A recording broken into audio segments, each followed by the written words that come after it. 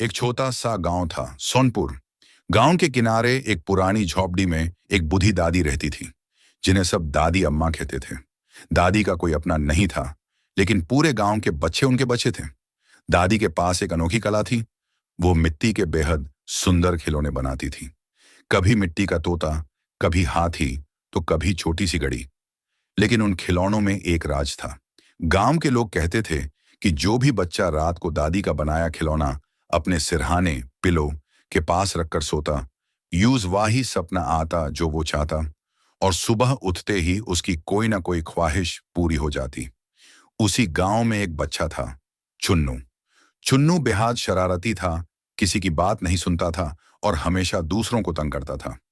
यूं जब इस जादू का पता चला, तो वो दौड़ा दौड़ा दादी के पास गया। दादी उस समय मिट्टी का एक सुंदर सा छोटा सा घर बना रही थी। चुन्नू ने कहा, दादी, मुझे सबसे बड़ा और अनोखा खिलौना चाहिए, जिससे मेरा हर सपना सच हो जाए।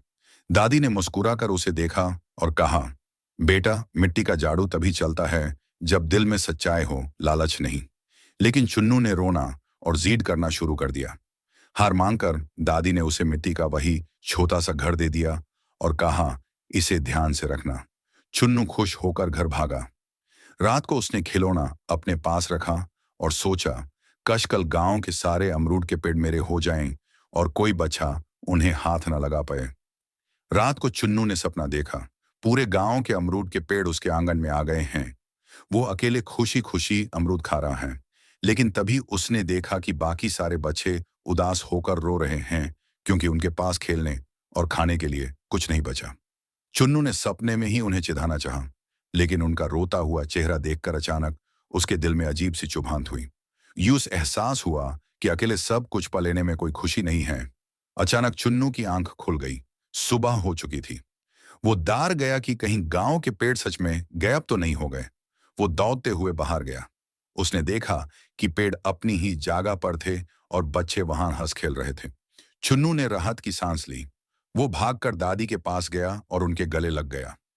उसने रोते हुए कहा, दादी, मुझे अकेले सब कुछ नहीं चाहिए।